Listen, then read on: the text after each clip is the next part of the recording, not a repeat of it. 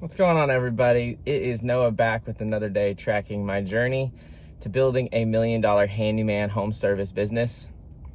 I wanted to bring to y'all my blueprint if I was to start over, what I would have done, and the video I would have wanted to watch in the process of me building from 0 to 10K a month. The first thing I would have done is really just nail down the service I wanted to provide. Something I would recommend in this section is really just making sure that you're beginning with the end in mind. For me, I'm overcoming a lot of challenges because handyman businesses, turns out, don't scale very easily. It's a lot of high stakes situations when you're in someone's home doing some more complex repairs. And so some of those skills are hard to transfer to people who are not fully immersed in that world already. So scaling can be quite difficult. It's been fun for me, but I don't recommend it for everybody. There are a lot of home service businesses and services that you can provide that scale quite effectively and easily. Once you've decided on the service you want to provide, I would suggest going out and selling at least one service to somebody that's not family or friends. Definitely start with family and friends if it's something that you're unfamiliar with. Build up a little bit of confidence by taking that service and providing it in a low stakes situation and environment. Sell it to a friend or family who's interested in having their car detailed or their house pressure washed or even just their house cleaned for, you could do it for free as long as they, give a referral or tell people about your service or even just give you feedback, which is really what you want early on. Feedback is worth more than the money because it's really going to help define and shape your avatar. Once you've sold at least one service or you're selling your service a little bit more confidently, I would suggest picking out a name and building a brand around your service. For me, we are Friendly Fixers, and it's very much home improvement themed, which is the industry that we operate in. It's served me really well having something that is customer facing, that kind of communicates and sells before I even have to explain what service we provide.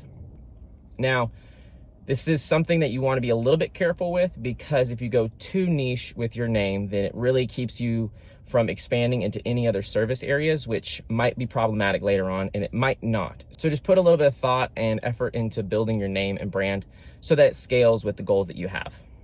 Once you have the name picked out, then I would suggest going and checking to make sure that it's available in your area. You can do this by registering your LLC with your Secretary of State.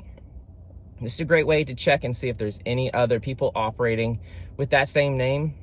Once you know that your name is available, I would suggest locking it in and registering your LLC. Take that business information and go open up a business bank account to try to keep personal and business assets and financials separate. It makes bookkeeping a lot easier, and it just overall makes the process a lot smoother when you're trying to grow and keep things organized.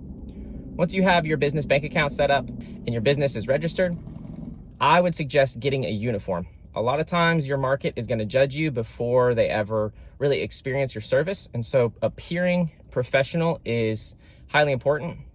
Yes, you might be professional, but if you're showing up in gym shorts and a t-shirt that's not marked or doesn't have your logo on it, it just feels like they're interacting with you as opposed to your business. And so I would suggest getting on Vistaprint, getting some business cards, getting a uniform, even if it's just a hat and a monogrammed polo with a nice pair of pants or pair of shorts. And then that's what I would do, at least to start, to try to make sure that you are maintaining professionalism at all costs. Once you kind of have a little bit of a rhythm going, I would suggest getting on Jobber or another CRM. Jobber is just the one that I've always used. It's been fairly simple. There's things that I don't really care about it, but there's things that I also like about it. Early on, we started out with a CRM, and it allowed us to take payment via credit card, debit card, and it just made us a lot more professional early on, which really helped us scale and kind of get to the point that we're at. Really, before starting any of the other things, it's highly important that you separate your personal phone number from the business phone number, because your business phone number is going to be public and accessible to anybody really online, and it's going to be shared around the community. You can also make it to where it only rings whenever you have business hours, which is really important, because if your business hours are limited, you want to make sure that you have a professional voicemail if you're not available to take a call because missing a call whenever a client or customer thinks that you're supposed to be open is the fastest way to really go out of business before ever even beginning. And then once you have more established systems, it's time to move into getting a Google business profile. This is a free way of starting to get some advertising. Get on Google and really make sure that you are pushing those reviews.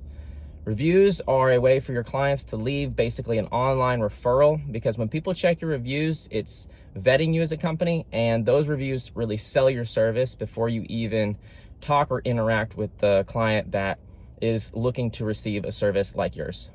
You don't need a $50,000 truck or employees to start. You really just need a 5-star service and the dedication to continue to repeat day after day. So good luck with your journey. Take care.